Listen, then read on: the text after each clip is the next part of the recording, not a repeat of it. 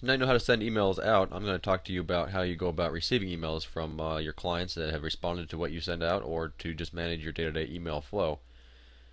I'm going to show you how to download and install Thunderbird and give it the correct configurations for the server. The settings and everything are very similar for Microsoft Outlook. Either one of those two programs will work, and it'll also work for any mail program on the Mac. So to get started with Thunderbird, you're going to go to mozilla.org. This is the home page that you'll see right here. This is where you can download Firefox and Thunderbird, and if you are not using Firefox, I would highly recommend that you do so. It's much better than Internet Explorer for lots of reasons. I won't go into the technical side, but it's just a better product overall. But that's not what we're here today for. We're talking about Thunderbird. So you click on that link there, click on the Thunderbird link, and that's going to bring you to the download. So click on the download, and it should automatically start. Save the file, and it's going to download. It's only 6.5 megs, so it's only going to take a couple seconds to get to your computer. Once it's here, you're going to double click on it and click on run. So you can follow the instructions down here. You got run, and then you got the next, and it's going to show you how to do it. I'm not going to do it because I already have it installed on my computer. But once you have it installed, the first thing it's going to come up with, and it's going to say how to set up a new account. And this is what your screen is going to look like.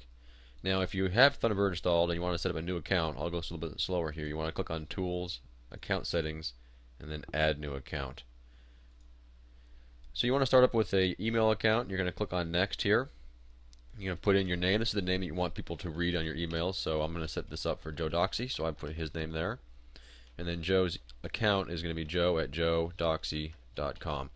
So if this is somebody else, you're going to put in your first name at your URL, whatever that happens to be. Click IMAP. IMAP allows you to leave all of the emails on the server, and this is very beneficial if you want to use the different computers. Say you have a home computer and a work computer, and you both want them to have access to this email, then the IMAP does that. And it's also very useful for your portable devices. If you have an iPhone or a BlackBerry, then the IMAP is the way to go, so you can have your email anywhere you are at any time. If you need some help setting up your BlackBerry or your iPhone, please send some emails, and I will talk you through that one-on-one. And it's not too hard to do, and it's definitely the way to go if you do have a mobile device. So the incoming server for everybody is going to be mail.yoururl. So for Joe, it's going to be mail.joedoxy.com. Click Next, and then the incoming username is going to be your email address. So again, joe@joedoxy.com.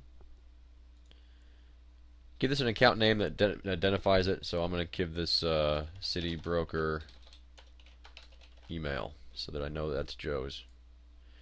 And that's pretty much all there is to set up the incoming email. There's a little bit more to do to set up so you can send money outgoing, but you click Finish there, and you go down to your City Broker email. I have obviously all my emails set up here, but if you click on the City Broker email, it's going to be the title here, name, email address, and we're going to need to change this outgoing SMTP here in just a second. As soon as we set up our outgoing setup, then we'll come back here and we'll fix that. But everything else is set up for incoming, so I can go over to incoming right now and actually receive some mail.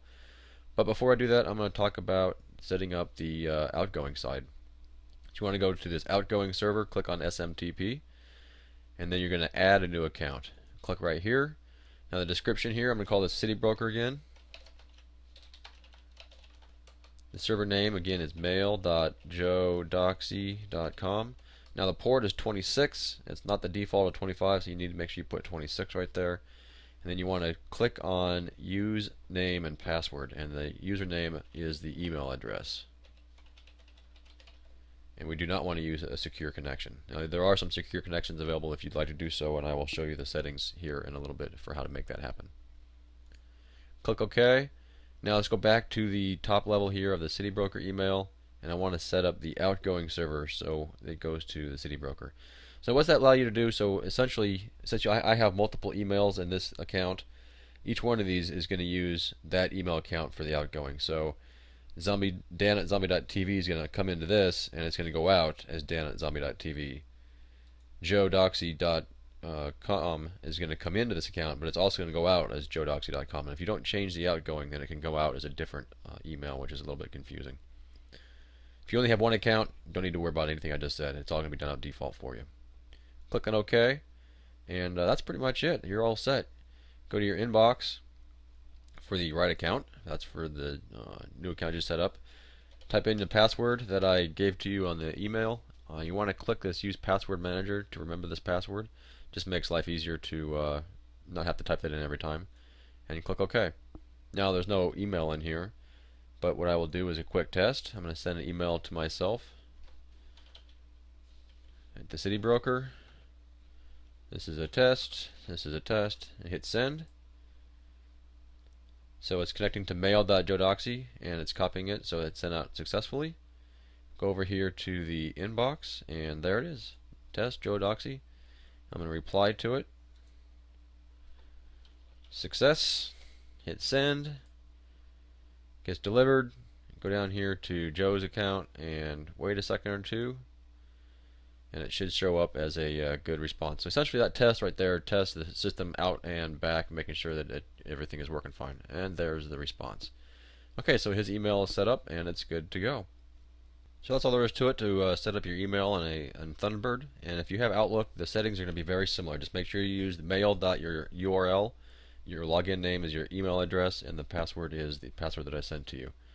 The best way for you to use the system is to send most of your email, if not all of it, from the back end of your website. That way all the email that goes out from there is going to be formatted with your header and your business card, and it's going to look really professional. However, after you've been talking to somebody for a couple of times, you're not going to want to continuously to use that. You're going to want to use something that's a little bit simpler and just plain text after you've established a relationship with them. That's where this email client is going to come in. So after you've gone through the initial, hey, this is my professional side of things, let's just kind of get down to business, then you're going to use Thunderbird or Outlook, and it's just going to be plain text. So this is going to be how you're going to do a lot of your day-to-day emailing. Very similar to what you use with AOL or Yahoo if you're using those accounts. It's just not on the internet. It's using a client on your computer. Now if you have a iPhone or a BlackBerry, then the settings you're going to want to use are very similar to what I just went through. You're going to want to use the mail at your URL. You want to make sure it says port 26, and then your outgoing is mail at your URL. So those are really the easiest things to do.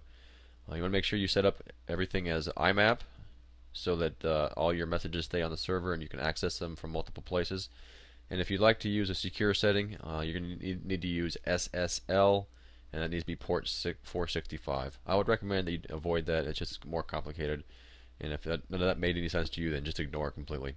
So there you have it. That is the entire system in a nutshell. There are quite a few more features that are advanced that you may want to get into in the future. However, for now, this is, I'm sure, plenty for you to take in. Now, this system is going to be advanced over the time. We're going to have the person who is creating this is adding more and more features to it every day. Specifically, the one thing that I have requested, that we have the ability to list out the users by their name. And that should be available here in the next couple of weeks, if not sooner. And again, if you have any questions or comments, please feel free to email me at Dan@thecitybroker, or if you Dan@ZombieTV, either one of those works. And then you can also use Scott at the City Broker too. Thanks for the time, and I will talk to you later.